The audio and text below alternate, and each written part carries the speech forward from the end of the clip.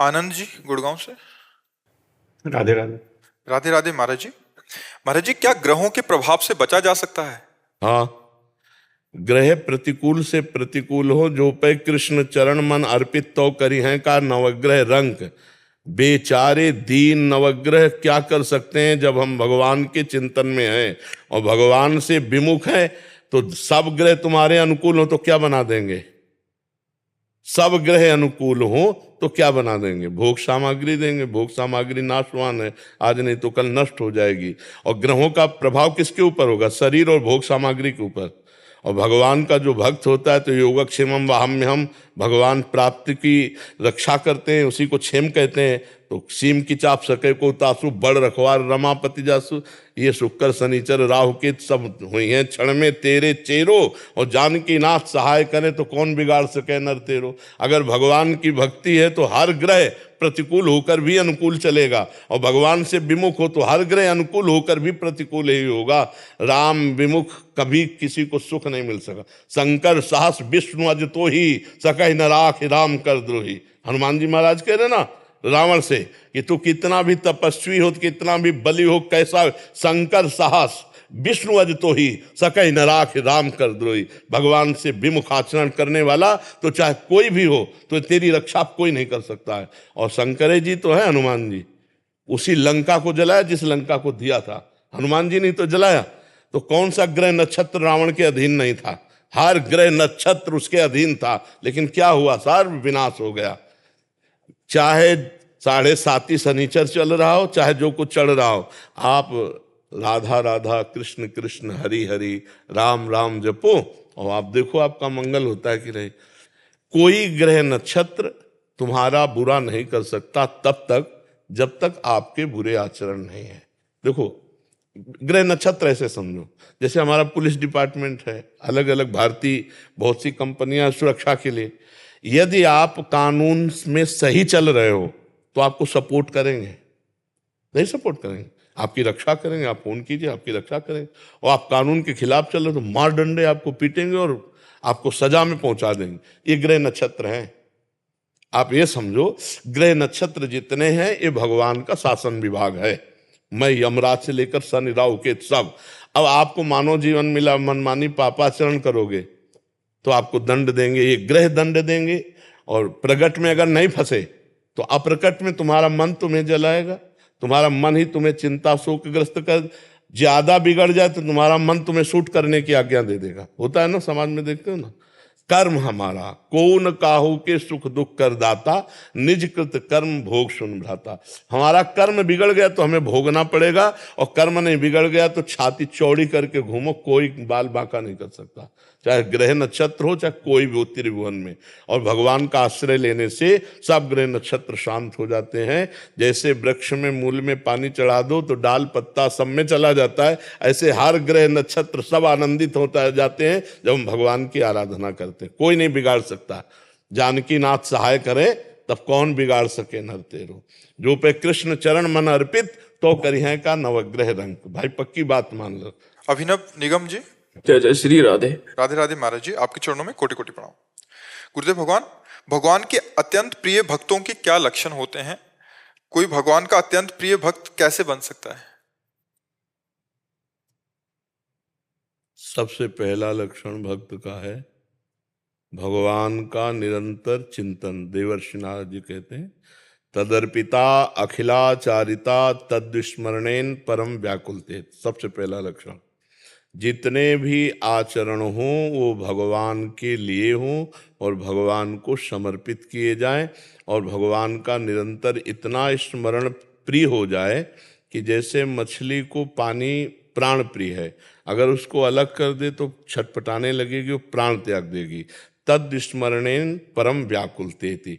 भगवान के स्मरण में इतनी प्रियता हो जाए कि ऐसा लगे कि भूल गए क्या, तो उसके प्राण व्याकुल हो जाए। उत्तम भागवत के लक्षण। त्रिभुवन की राज्य लक्ष्मी देने पर भी जो आधे पल के लिए अपने प्रभु का स्मरण ना छोड़े उसे महाभागवत कहते हैं। पहला, सबसे पहला अगर ये है तो सब लक्षण आ जाएंगे, ये नहीं तो नहीं माना जाएगा कि वो फिर वो दंभ पाखंड बना रहता है।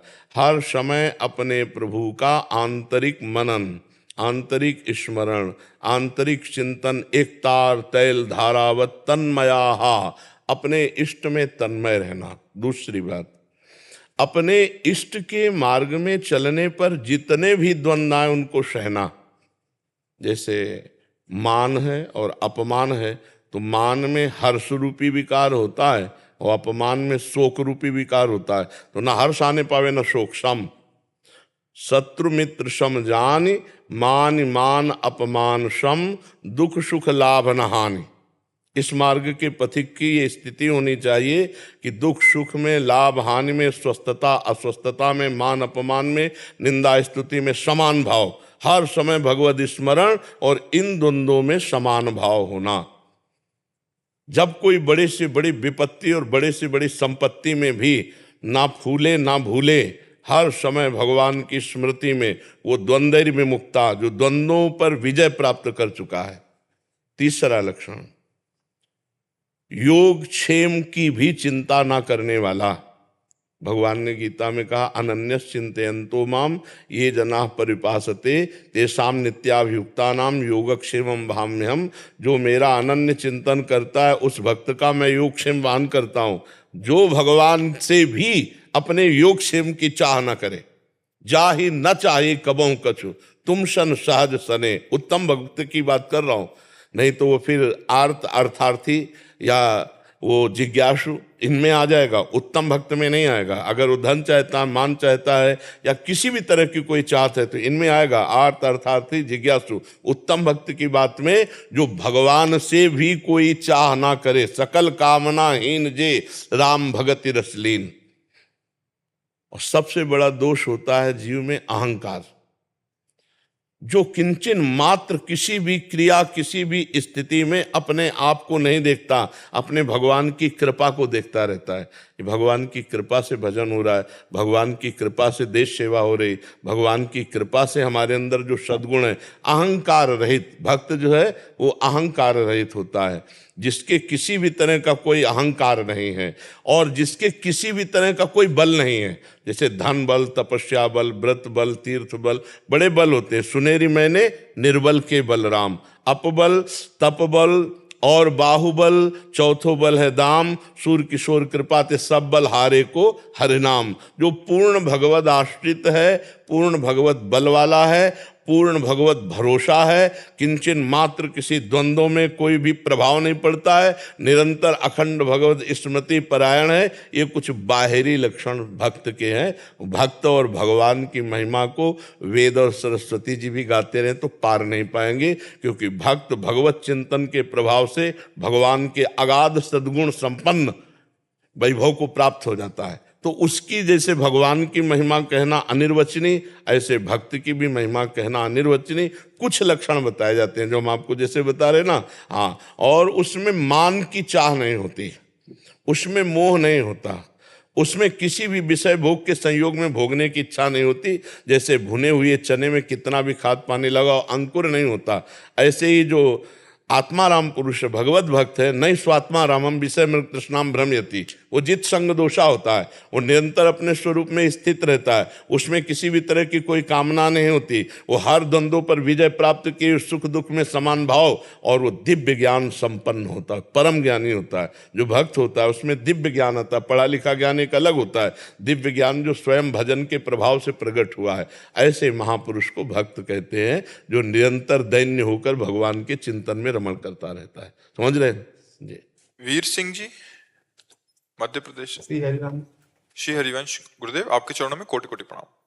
गुरुदेव, आंतरिक शत्रु बाह्य स्वजनों से मिली विपरीतता से बार बार मानसिक द्वंद पैदा करते हैं, ऐसे भजन बाधित होता है, मन विचकित होता है। वो भजन ही क्या जो प्रतिकूलता से बाधित हो जाए।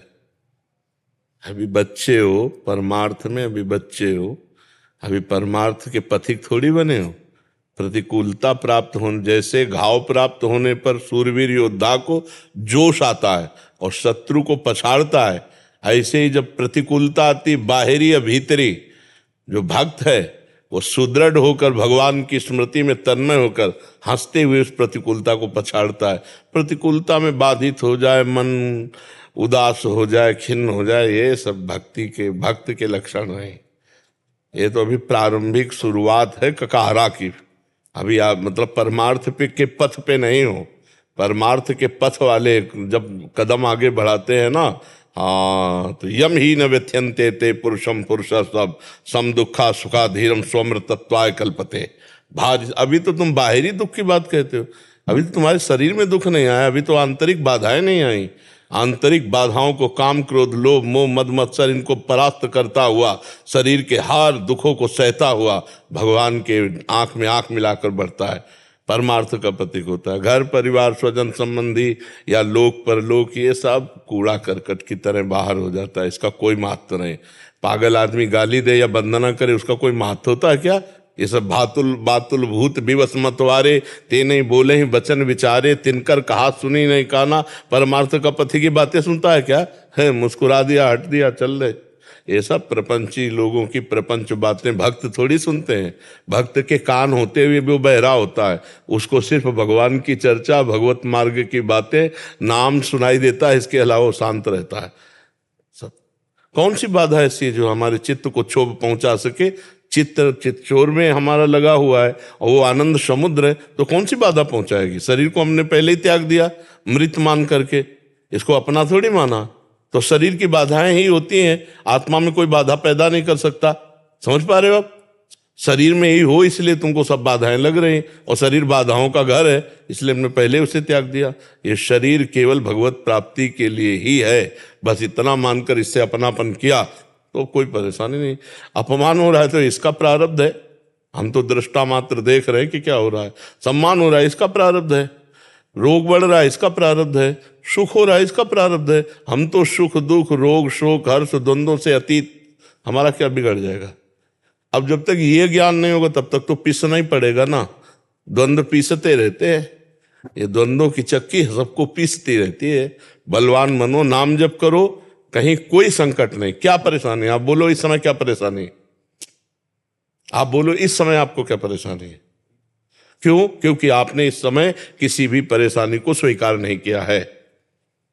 आप इस समय सत्संग स्वीकार किए हैं, इसलिए आपको आनंद है। और यही स्वीकृति बराबर रखो तो क्या परेशानी है?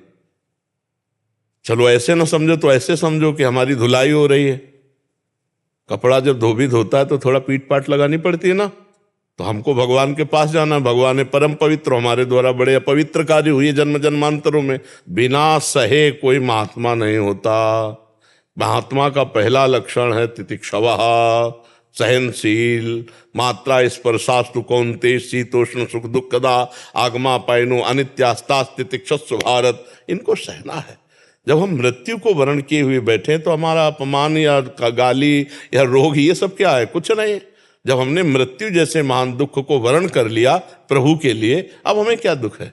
कोई परेशानी नहीं।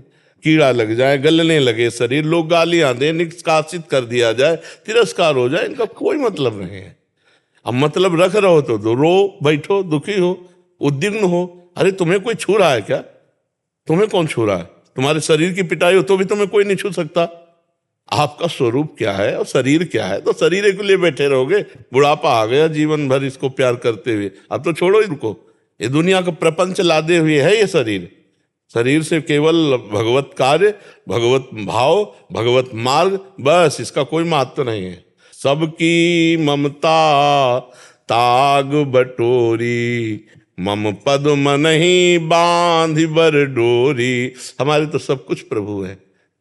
अब अगर हमें कोई गाली देता है तो मेरे प्रभु हमको पुष्ट कर रहे हैं, कोई सम्मान कर रहा है तुम्हारे प्रभु दुलार कर रहे हैं। दोनों में हमें कृपा और दुलार नजर आता है। जैसे कोई नमस्कार कर रहा, कोई दुलार कर रहा, मेरे प्रभु की दुलार वृत्ति है। गाली दे रहा, अपमान कर रहा, पीट रहा, मेरे प्रभु की कृपा वृत्ति है। मुझे पावन किया जाता है, मुझे पुष्ट किया जाता है।